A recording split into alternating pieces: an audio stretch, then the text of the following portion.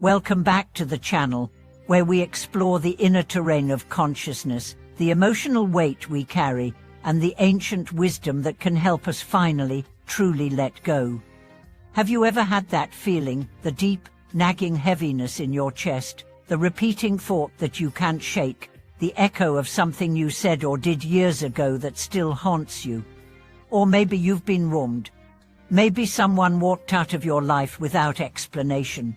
Maybe you've lost something, a person, a dream, a version of yourself, and no matter how much time passes, the pain stays. You smile, you function. But part of you is still holding on. This episode is for you, because today we're exploring a question that's spiritual, psychological, and deeply practical. What does it really mean to let go, and can doing so free us from the karma of our past?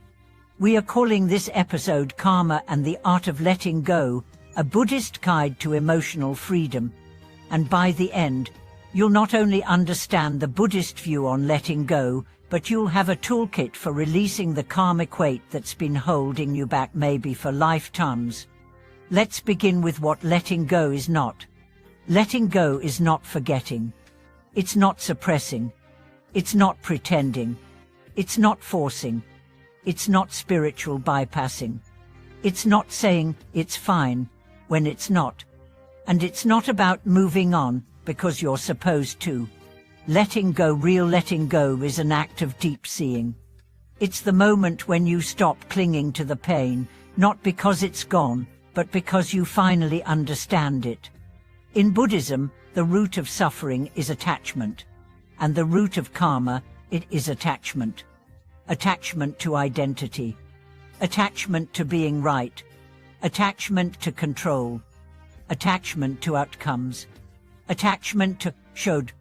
And this is where karma becomes heavy, not because of what happened, but because of how tightly we hold it. Let's tell a story.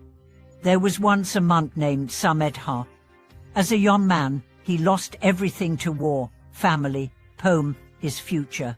For years, he lived with a fire of anger in his chest. He shaved his head, put on robes, and entered the monastic path, but the rage stayed. It showed up in his eyes, his posture, his tone of voice. He couldn't meditate, couldn't sleep, couldn't smile. One day, an old monk asked him, "Why do you carry a fire that no longer burns?" Samedha said, "Because it was never extinguished." The old monk smiled. "Then you must learn to let go of the ashes." That night, for the first time, Samedha didn't fight the rage. He didn't chant it away. He didn't try to overcome it. He sat with it, breathed with it. And in the stillness, he saw the truth. He was keeping his anger alive to stay loyal to the ones he lost. Letting go felt like betrayal. But in that moment, he cried not from pain, but from release. He realized letting go doesn't mean abandoning the past. It means releasing the suffering around it. That's the essence of emotional freedom. And it begins with understanding karma. Let's break karma down simply. Karma is cause and effect, yes. But more deeply, it's the energy behind the cause.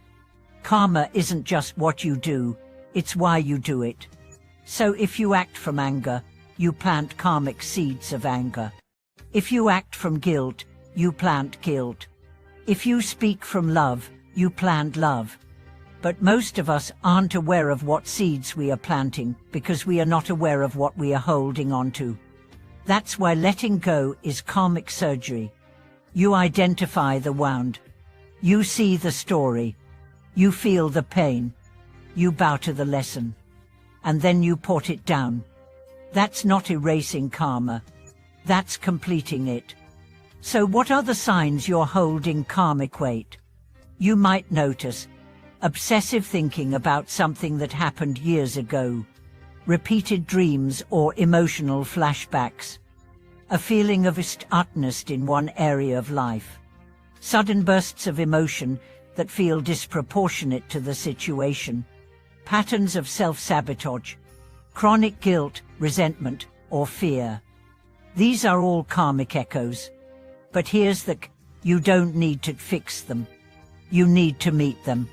Because karma isn't asking you to be perfect. It's asking you to be present. Let's talk about the 5-step process of karmic letting go.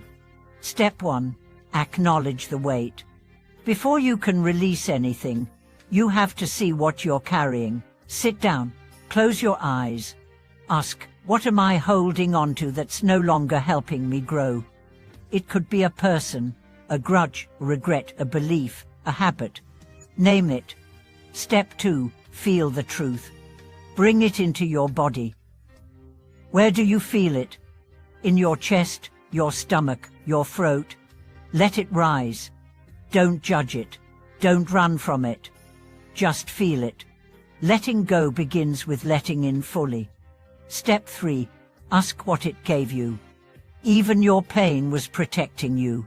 That resentment, it gave you strength when you felt powerless. That guilt, it was trying to make sure you never hurt someone again. That fear, it kept you safe when life felt dangerous. Honor it, thank it. Then ask, do I still need this? If the answer is no, you're ready. Step 4. Release the identity. This is the hardest part. Because letting go of karma often means letting go of who you thought you were. I'm the one who was betrayed. I'm the one who always has to fight. I'm the one who's broken. But you're not. You're the one who sees, the one who grows, the one who chooses. Choose again. Step 5. Create a new ritual. Write it down, burn the paper, bury it, dance it out, breathe it out, speak it to the stars. Karma lives in repetition. You break it through ritualized awareness. Now what happens after you let go?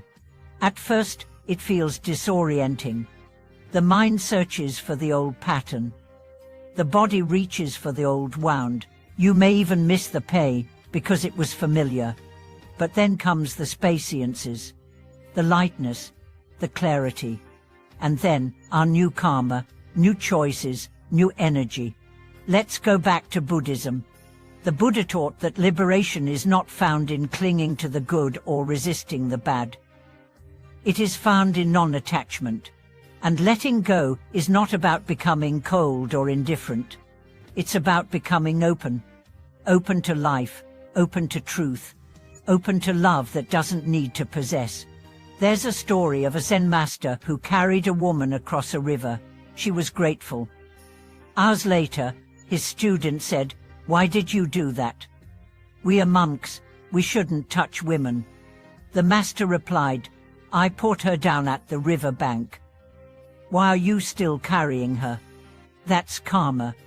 It's not the event, it's the attachment to the event. So let me ask you now, what are you still carrying? What story are you still telling? What emotion are you afraid to feel? And what would happen if you let it go? Not with force, not with resistance, but with compassion. Letting go is an act of courage. It's also an act of trust that who you are without your pain is more powerful than who you are with it. You don't need to earn freedom.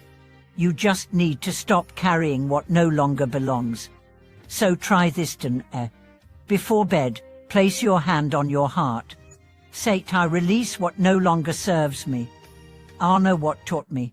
I welcome what heals me. Repeat it every night. Say it to your past. Say it to your karma. Say it to yourself. You're not broken. You're remembering. And letting go is how you begin again. Thank you for being here. Thank you for doing this sacred work. Share below, what are you letting go of today? What space is opening in its place?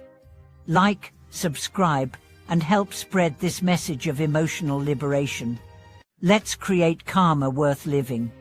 Let's become the freedom we've been seeking.